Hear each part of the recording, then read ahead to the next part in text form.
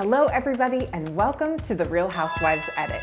My name is Elle and I am here to talk about the two loves of my life, editing and housewives. Oh my gosh, you guys, we made it to the Salt Lake City premiere. I did a breakdown on the trailer for Real Housewives of Salt Lake City and I was maybe not as excited as I thought I would be, but now after seeing this premiere, I'm like, we have a season. The first 6 minutes of the episode should have actually been the trailer because it was so well done. Today, I'm going to be covering just the first few minutes of the episode because I thought it really set the stage for the season and it was just so much fun to watch. I felt so excited being back with my ladies. I hope you were too. So let's just jump right into it.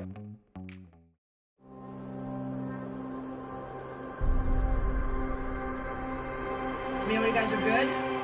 Awesome. Okay, straight off the bat, I know I'm going to be stopping this so much, but it was just such a good episode in terms of editing and all that stuff. I was just like so excited watching it. We have a title telling us 2019. So obviously we know we're only 3 seasons in. So this was the very first season of The Real Housewives of Salt Lake City.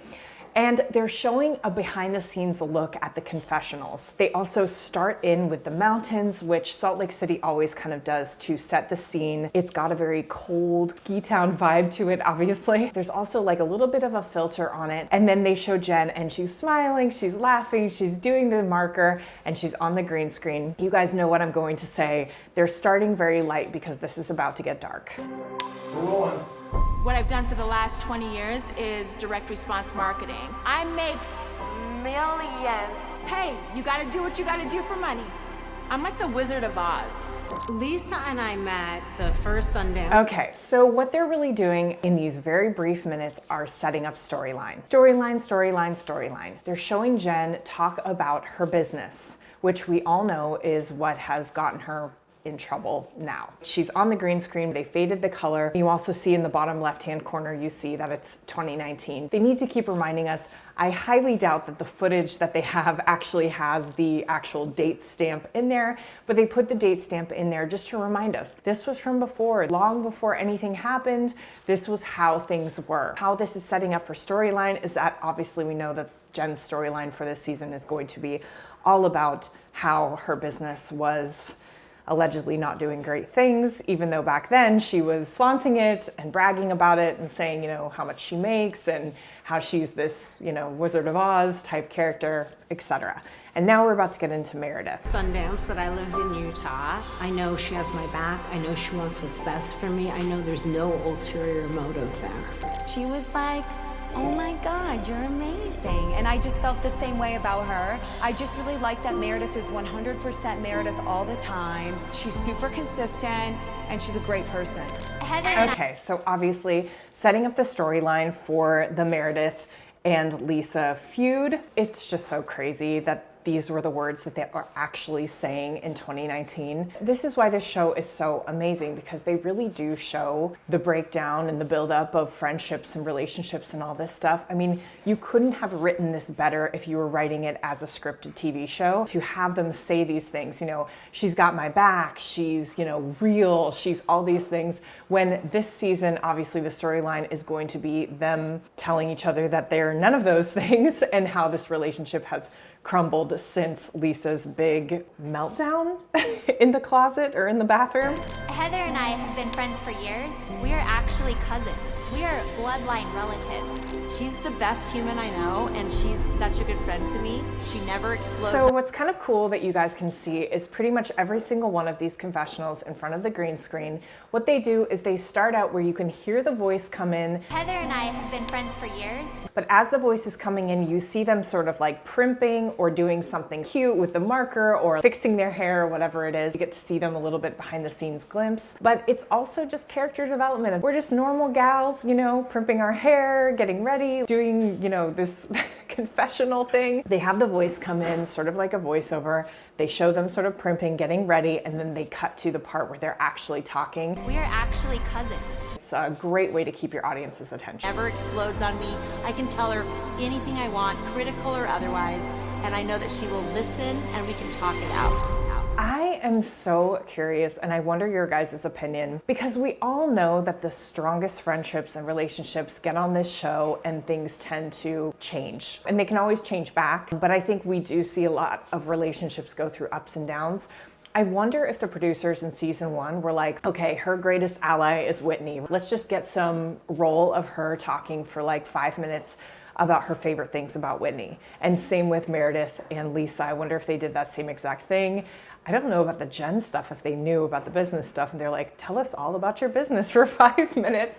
I don't think so. But definitely the relationship thing, that would be so smart for them to do, to just get them just talking and talking about the best things they love about this person, especially since the odds are something's gonna go down in the future and they can use it for really impactful flashbacks, just like they're doing right here.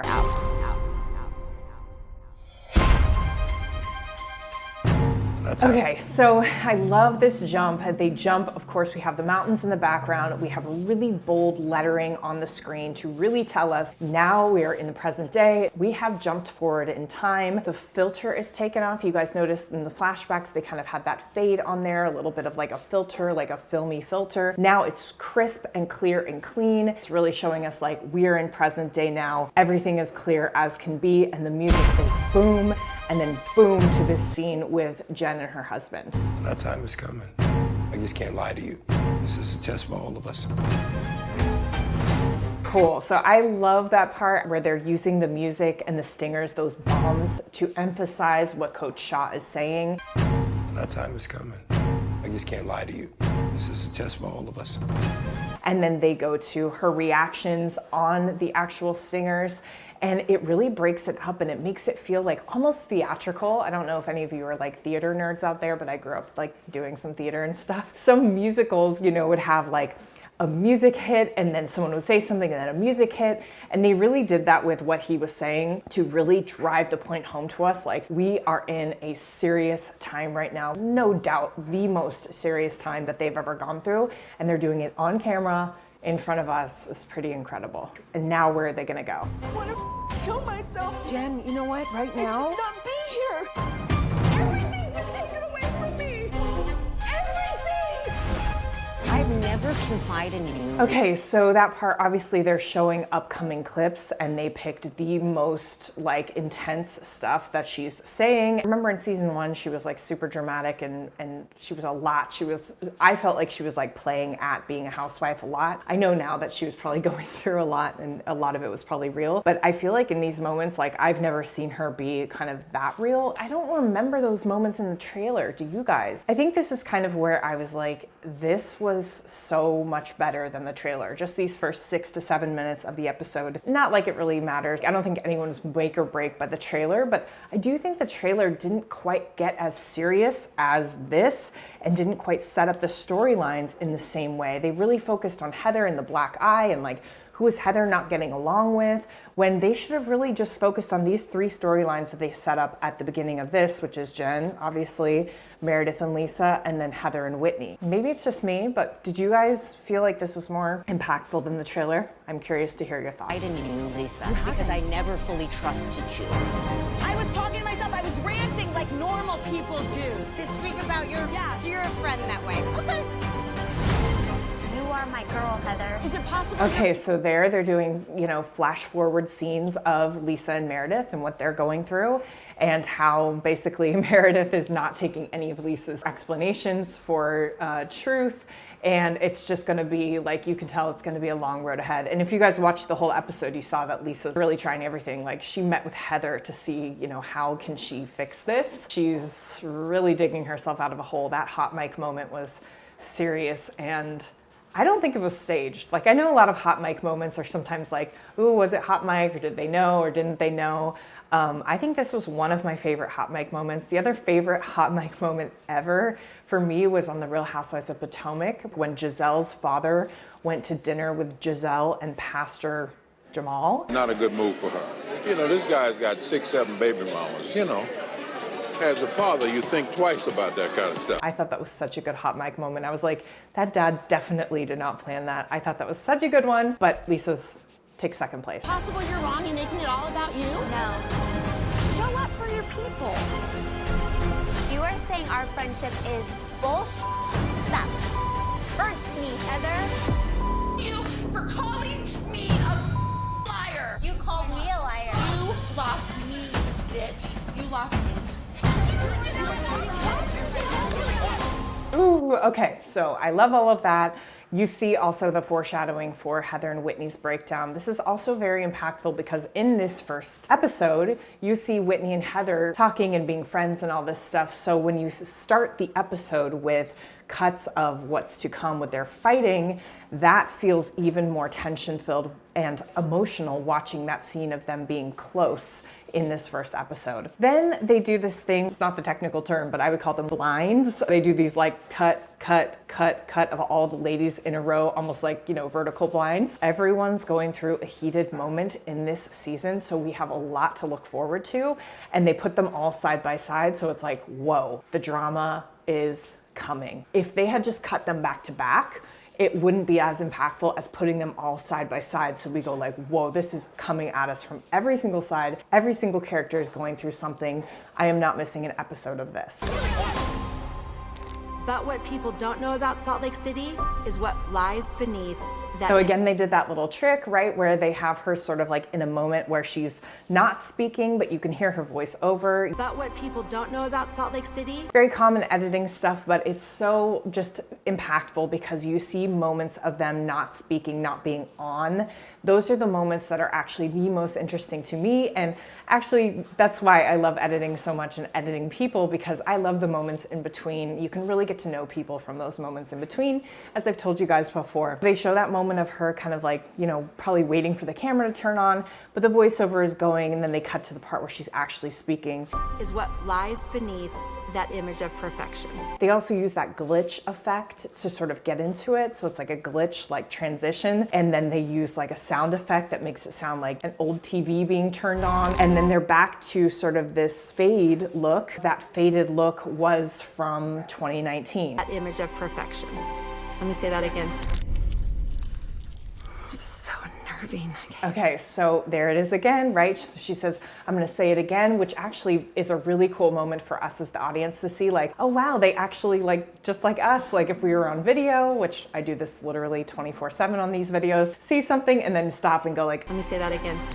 She does that, they put that glitch effect, and then she says something before she says the line.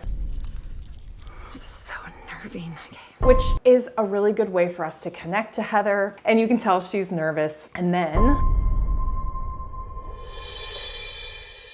okay, so what was interesting there was she said, God, this is so unnerving, and then she took a breath, like she was going to repeat that sentence that she just said, that she said, you know, let me do this over. But just so you guys know, they could have taken that from anything. She could have been about to introduce herself or whatever, and it could have been the very first thing that she ever said. They might have played with the editing there and took that from somewhere else, but it worked so perfectly in this. Great job, editors. First 2 minutes, I was so sucked in, and then they give us our title card, Real Housewives of Salt Lake City. So exciting. I'm gonna keep going a couple more minutes here.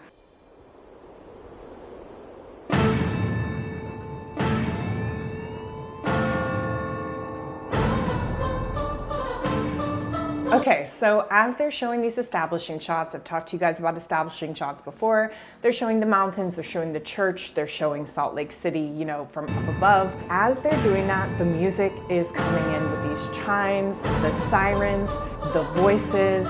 If you notice with pretty much every shot, they're building the music as well. So if you can think of the music as one layer here, and then with every single shot, they build with another layer of sound and music, keeping all of the layers. So it's getting fuller and fuller and fuller and filling up our ears, filling up our senses with all sorts of conflicting sounds too.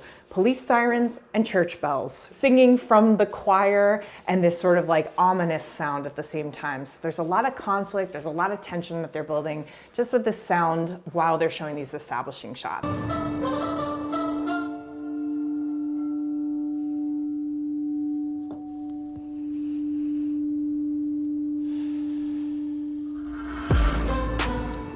Okay, so very cool what they did. They took out the sound completely.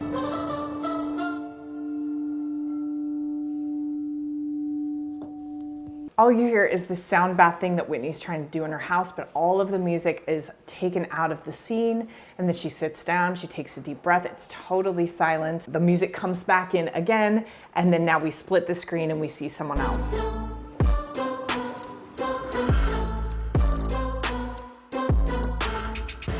And I love the little like 4 square type thing that they're doing, or 2 square. I just make up words. Like, I make up words all the time when I'm editing. The words that I promise are actually like industry speak, I will let you guys know.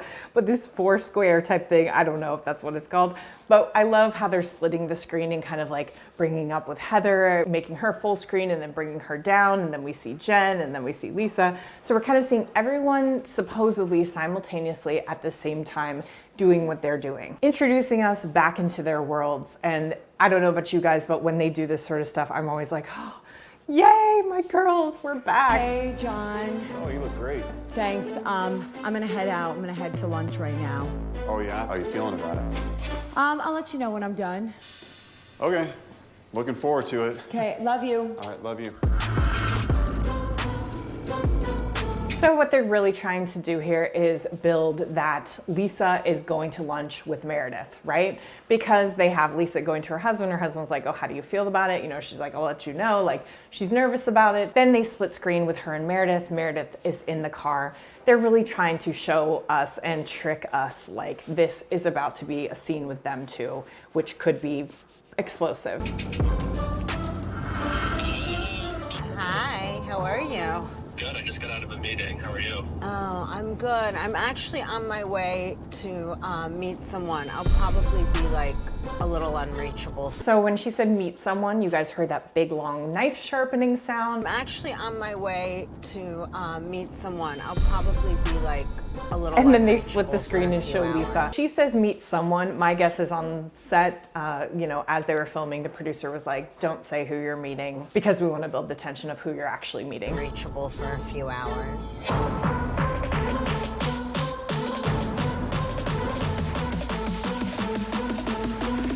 So the music is ramping up, right? You guys can hear it. It's building, building, building. Obviously getting more frenetic. They have a black car pull up. They have Lisa walking into the restaurant. So we're thinking Meredith was just in a black car in a back seat talking to her assistant saying she's going to meet someone. And so who's it going to be? We're sure it's Meredith, but... Well, hello. You were literally around the corner. Okay, so someone gets out of the black car. We don't know that. And then we hear a hello. And then we cut to, who is it? It's Jen, and we get this big... You were literally around the corner. It helps emphasize the point, but it also like is showing us like some suspense, like, ooh, look who it was. It wasn't who you thought it was. It's just fun stuff that they're doing in post-production. I wasn't kidding. No. You look cute. I bought a picnic basket. Oh, I love it. Okay, so now we're flipped around. It's actually Meredith and Jen. It's kind of fun.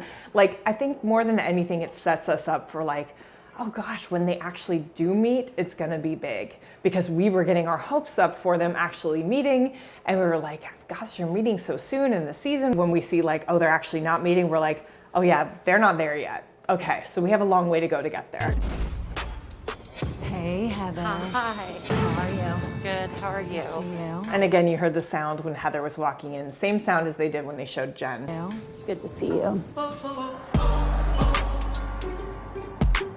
This is beautiful. Isn't it nice? Oh my gosh, what a gorgeous view. Not too chilly, and the hot tub will feel nice and warm. Okay. So again, establishing shots of the place while the girls are gushing over it. You know, they're just taking audio from the women and putting it underneath the shots of this spa. When I say they're taking audio and putting it underneath, the reason why I say that is because when you are editing, you have layers. You have a video layer, you have audio layers, so they don't necessarily need to connect. You can take an audio from anywhere and put it underneath the video layer, turn down the video layer so it's silent, obviously, and just put in them talking about how beautiful it is, plus another layer of music, plus another layer of sound effects. It's all layering in editing. Nerd stuff. Put our stuff in a locker. If someone asked me 8 months ago if I'd be hanging out with Jen, I would look at them like they were crazy. Did you like So what's interesting is they use these voices, like these choir voices, almost as punctuation or emphasis, as opposed to using like a bomb sound effect or something like that. This is just very Salt Lake City. It has its own certain flavor to it and feel to it. The way you feel when you're watching Salt Lake City is different than the way you feel when you're watching Beverly Hills. And that is so much in the production and the editing and the music choices and all that stuff. Did you like a comment referring to my son as a sissy bitch? No! It's your f***ing Twitter, Jen! Miracles do happen. Oh, this looks so pretty. Okay, so they cut back to a flashback of them in a fight that seemed irreparable, and then they cut back to Meredith doing that little laugh. And then for comedic effect, they cut to Jen, and she's like, Miracles do happen. I always wondered, did the producers feed lines to the girls in the confessionals? They say like, give me like 5 little lines that we can use. I'm sure they do something like that, where basically they just want stuff that they can use to edit in. I actually had a comment from someone who said the editors and producers do get kind of involved in the confessionals in terms of like getting stuff, sound bites and stuff from them that they can use in the edit, and I thought that was some tea. So pretty, I can't wait to get it. This looks phenomenal. When Jen and I were in LA, I think that she sort of got an understanding of everything that I went through last winter. I had some very serious issues well beyond just losing my father. My reactions, everything was amplified 1,000,000 times over. I totally understand. And Meredith, honestly, when I saw you, I saw myself a year ago. Thank you. Cheers. Here's to a new year. Okay, so they're reminding us that at the reunion, they actually did have a making up moment. To be honest, I forgot about that moment. I don't know about you guys, but they probably knew that we forgot about it. So they put it in to show us like, actually, it wasn't just fences that were mended, you know, over the time that we didn't see them while they weren't filming. The fences were actually mended. They started being mended at the reunion. So that's kind of the reason they show that. And new us. I will drink to that. No more fighting. No more fighting. That there is such a great piece. The editors, I'm sure, flagged that, kept that to the side. I will drink to that. No more fighting. No more fighting. Who knows what's gonna happen? We all know as an audience, there's no more fighting between these two, between any of the ladies whatsoever. But it's just great when they do get that stuff because it can be used for comedic effect later. It's just all love from here on out. Yes. It was a tough winter for both of us, you know? Yeah. What are you feeling right now after? I don't know why that line made me laugh, but the way she was like, It was a tough winter for both of us. she wanted to say for you. I think if we're talking about like winters, I think Jen might win. Lisa going on her tirade. Meredith can go herself. I'm done with her. Because I'm not a f***ing whore and I don't cheat on my husband. Her and her dumb f***ing family that poses. I felt that. It's a process, and I mean, I'm still dealing with it Yeah. in a lot of ways, and I'm sure I will be for a while, you know? So they had to show that flashback because obviously they want us to be reminded of just how bad that was and how serious it was. A friend going against a friend saying those things about them behind their back and being caught on a microphone saying it. It's a big deal. You know? Yeah. I've been going through so much, and you know, my trial starts in like a month and a half. It's just so crazy to me. Like, this is just my own opinion, but she's just seems like she's just so, I want to say it's strength, but I'm like, is it denial? Like, she seems like almost she's talking about like she's going in for a traffic ticket. And remember all last season, like she knew what was going down and she was just like light and easy, just the way she talks about it. And then of course they have to cut to the actual articles to show us how serious things are. I wouldn't be able to leave my house. Like, she's in a spa. It's nothing against her. I'm always amazed at how kind of like resilient she seems, or almost like in denial about things. And so I'm trying to plan a birthday party for Coach Shaw, just to show Coach how much I appreciate. Okay. So that was kind of funny right there to me, because she's like, so, you know, Meredith's like, time is not on your side. Like, they're almost going to have a serious thing. Like, I don't know, like I was kind of expecting Jen to be like, so I'm really, you know, trying to spend a lot of time with my kid. I don't know what I was expecting, but just something not that I have to throw a birthday party. Like that would be so the last thing on my mind. Obviously I can't comment because I've never been in this situation, but I feel like it might be on the last thing on my mind. And what's interesting is I thought that they used that reaction shot of Meredith almost like she might agree. Oh, that's what we're talking about. How much I appreciate him. And so I was planning on inviting Lisa and John. How's it? Right, so I've talked to you guys about this before. Sometimes when one conversation is going on and they're talking about one of the ladies, they're going to cut to that lady because we as an audience want some context. Where is that lady right now? What's she going through? They're talking about her over here. What is she actually, what's going down in her world, right? So now they're cutting to the scene with Lisa and Heather. Going. I mean, good. Here's some water. She's gonna take a Vita Paloma too. Excellent. Would you like I'm gonna order for you. I trust Lisa implicitly with alcohol, so. I agreed to meet with Lisa because she said she needed me. And she's never said she's needed me before. I never called Heather Shrek. Oh, you've called me horrible things, I have Lisa. never called you Shrek. You called me a I have Lego never. figurine. The fact Heather is just so nice. Like she's like, she forgives for everything. Like literally, like everything rolls off her back. Like I can't tell if it's boundary issues, but I think she also has good boundaries. Like I can't tell, but I'm always like, Heather, just take care of yourself. I love you. The fact that she's scraping the bottom of the barrel to call me, probably the last person on the earth that she wants to call. If I can do something of value. It's called She Has No One Else to Turn to, and she's using you. You'll be the first one she will drop once she feels in everyone's good graces again, okay? Value for Lisa, then maybe she won't hate me as much. To us. To us. I didn't expect that, but okay. For me, it's like very uncomfortable to say this, but like I need some help with Meredith. I feel like you are able to navigate situations differently. Like I feel like you say what you're thinking, you say what you're feeling, and you like end up like fine. And I feel like now I'm like. Okay, so there's no music going on in this because it's a serious conversation and they're really, having this good conversation. There's a lot of kind of juicy stuff in here. Also, just angles wise, I want you guys to see they have, over Heather's shoulder onto Lisa, they have over Lisa's shoulder onto Heather, and then they have that beautiful sort of like dolly or, slider shot that shows both of them at the restaurant. And so they're cutting between those three shots. We've talked about this before with coverage. They use coverage so that they can cut the conversation and cut it down. The more coverage, the more angles they have, the easier it is to kind of cut a conversation down for time's sake and just get to the juicy stuff. Like now I'm like the worst person on earth in like Meredith's eyes. Banished. I need your advice. I need help. Well, what is most sacred to Meredith? If I were to ask you without any Her of context. family. Okay. Yeah. Her family. Yeah. And you came for her family? I didn't feel like I came for her family. I was in a blind rage. It wasn't intentional. I get Regardless, it's on the table. You did, so you have to make it right. The questions that are going to be asked are, is that how you really feel about Meredith? So this type of scene where they're having this conversation, it could just feel like, a conversation between Lisa and Heather. But from an editorial standpoint, from a storyline standpoint, they need to set the stage of what Lisa's intention is going to be moving forward for right now. Every single character that we have, they have, I don't know if you've ever heard that old joke to an actor, like, what's your motivation?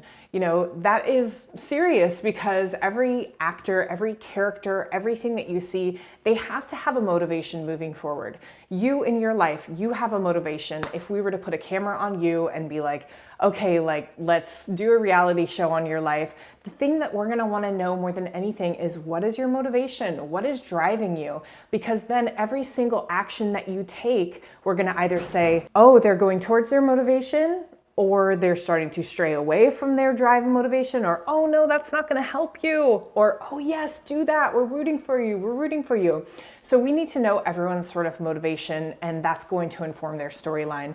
Right now, they're just setting it up, like Lisa's motivation, Lisa's drive, her storyline right now is what Heather's saying, like, you need to make it right. You came for her family, whether or not you thought you were, which obviously she was, on national TV for everyone to see, and now what are you gonna do about it? You have to make it right. Really feel about Meredith?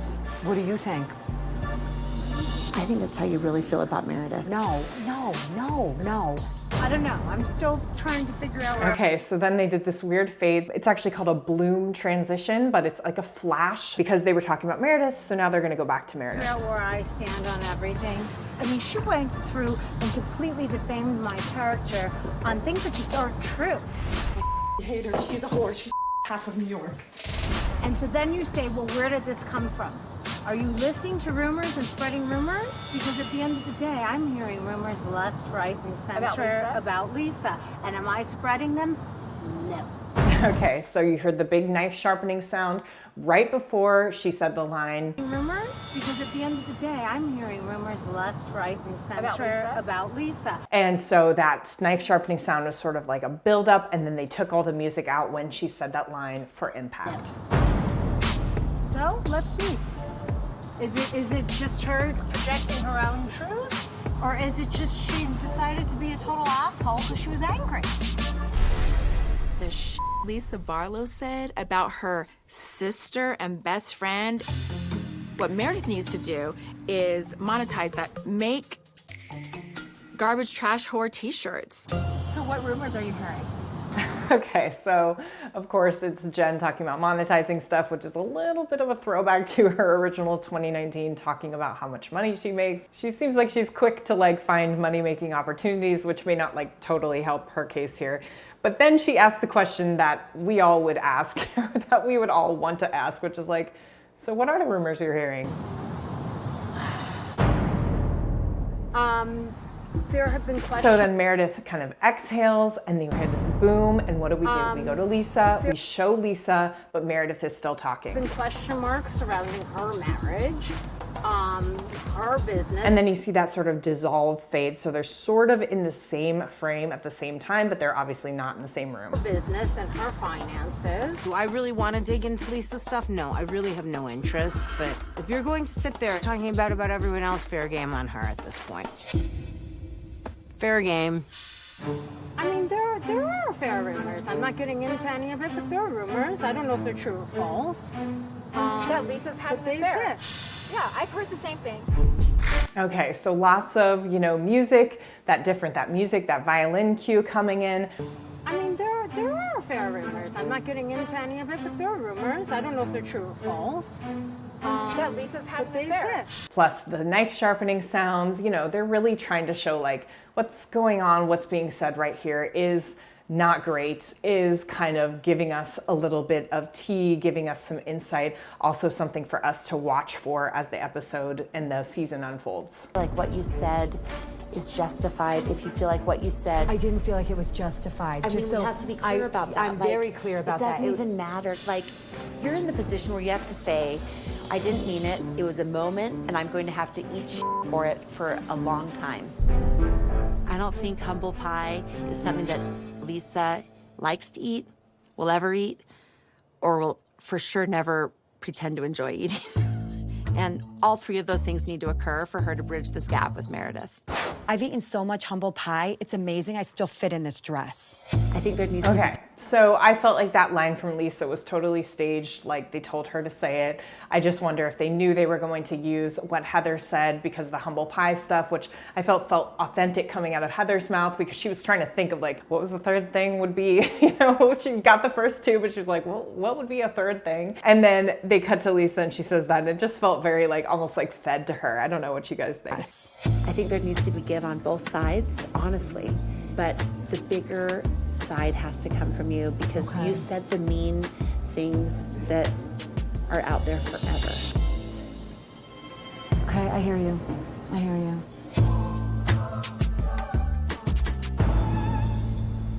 And then they're like, okay, so Lisa's really coming to terms with this stuff. Then they crossfade with that bloom transition right back to Meredith, and Meredith's looking, a little smug, like a cat with a canary, kind of after telling Jen some of these rumors and having some of them be slightly confirmed. So that was really it, you guys. I just wanted to cover that first, I was gonna say few minutes, but it was actually the first 10 minutes of the episode. I absolutely loved this episode. I don't know about you guys, but I cannot wait for this season now. I'm so much more excited now than I was with that original trailer. I love our Salt Lake City gals. I was just happy to have them on my screen again. I don't know about you guys. Please subscribe. I forgot to mention that at the beginning of this this video, but subscribe if you've watched some videos, give me a chance. Like the video because apparently YouTube shows this video to more people if more people like it. You guys are so amazing. Please leave your comments below. Keep them classy. Shady, not mean. Passive aggressive, not aggressive. Don't talk about people's kids or their looks or them getting fired. Any of that is just going to be deleted because I want to keep this page,